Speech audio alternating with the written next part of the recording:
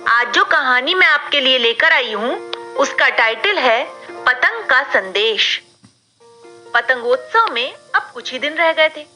सभी बच्चे रंग बिरंगी पतंगे उड़ाने के लिए उत्साहित थे, लेकिन नन्हा जीतू किसी चिंता में था।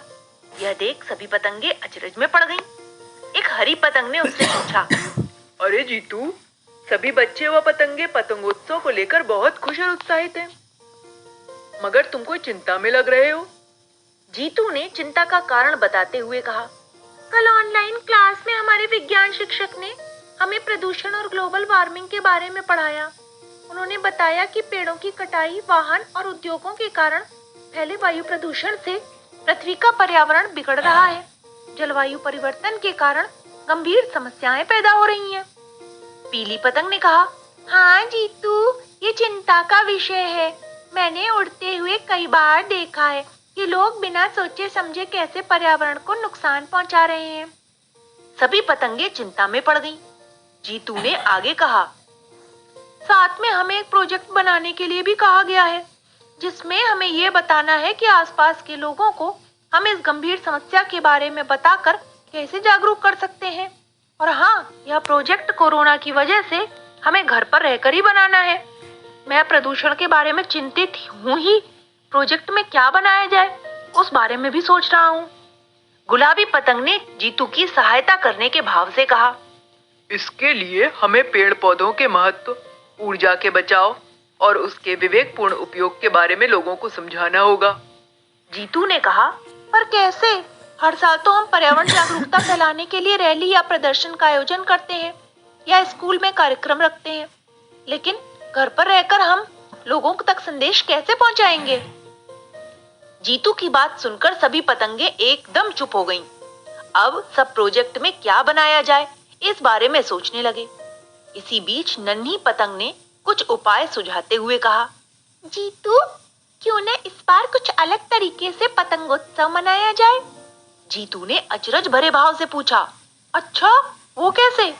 नन्ही ने उपाय सुझाते हुए कहा, पतंगोत्सव के दिन सभी विद्यार्थी पतंगों पर जागरूकता संदेश लिखकर उन्हें उड़ा सकते हैं।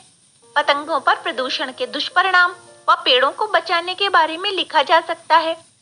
पेंच लड़ने के बाद कटी हुई पतंग जिसके हाथ में जाएगी, उन लोगों तक हमारा संदेश पहुंच जाएगा और इस तरह हम घर पर रहकर ही कई लोगों को पर्यावरण के बारे में बताकर उन्हें जागरूक कर सकते हैं। जीतू को यह विचार पसंद आया। उसने कहा, नन्ही, तुमने सचमुच बहुत कमाल की बात कही है। कल मैं ऑनलाइन क्लास में अपने विज्ञान शिक्षक और दोस्तों को इस प्रोजेक्ट के बारे में अवश्य बताऊंगा। जीतू को खुश देखकर सभी पतंगे भी मुस्कुरा उठी। सब नन्ही की तारीफ करने लगे। शाम को जीतू के पापा मांझा लेकर आए तो जीतू ने सभी पतंगों के कन्ने बांध दिए।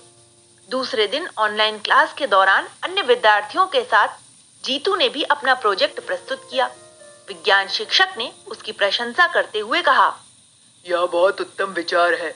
तुम सब पतंगों पर अच्छे अच्छे स्लोगन लिखो। प्रदूषण के गंभीर परिणामों के चित्र या न्यूज़पेपर की कटिंग भी तुम अपनी पतंग पर चिपका सकते हो। क्या तुम यह सब काम सफलतापूर्वक कर पाओगे? ऑनलाइन क्लास में कल बता सकते हो ये सब करके? सभी बच्चों ने उत्साहित होकर सहमति जताई। अगले दिन सभी बच्चों ने ऑनलाइन क्लास में अपनी अपनी पतंगे दिखाईं। कुछ विद्यार्थियों ने पतंगों पर स्लोगन लिखे थे तो कुछ ने चित्र लगाए थे। जीतू ने अपनी नन्ही पतंग पर अच्छे अच्छे स्लोगन तो लिखे ही थे, साथ ही प्रदूषण जागरूकता के बारे में एक छोटी सी कहानी लिखकर चित्र भी लगाया था। गुरुजी ने सभी बच्चों की खूब प्रशंसा की। उन्होंने बच्चों का उत्साह बढ़ाते हुए कहा, इन संदेशों को सिर्फ लोगों तक पहुंचाना ही नहीं है, बल्कि हमें खुद भी अपनाना है। हम भी स्कूल या आसपास में कम से कम पेड़ एक अवश्य लगाएं। स्कूल में पैदल या साइकिल पर आएं।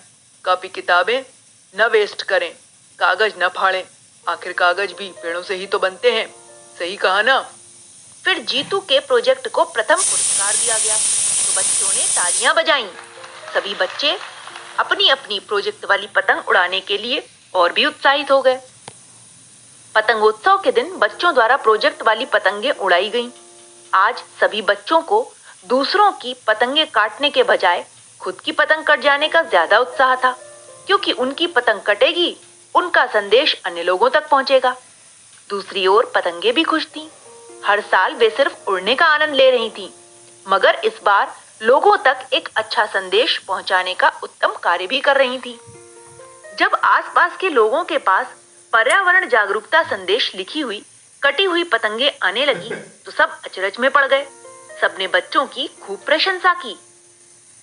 पतंगों पर लिखे संदेश से उन्हें यह समझ में आया कि कैसे छोटी छोटी बातों का ध्यान रखकर हम पर्यावरण प्रदूषण को कम करने में सहायक बन सकते हैं। एक कटी हुई पतंग उसी कॉलोनी में रहने वाले वन अधिकारी के पास पहुंची तो उन्होंने इस उत्तम प्रोजेक्ट का विचार रखने वाले जीतू और उसके दोस्तों को विज्ञान शिक्षक के साथ अपने ऑफिस में बुलाया। दूसरे दिन सोशल डिस्टेंसिंग का पालन करते हुए सब उनके ऑफिस में पहुंचे। वन अधिकारी ने सबकी प्रशंसा करते हुए उन्हें सम्मान पत्र भेंट दिया। सचमुच आज सबके चेहरे पर एक अच्छा कार्य करने का आनंद उभर रहा था।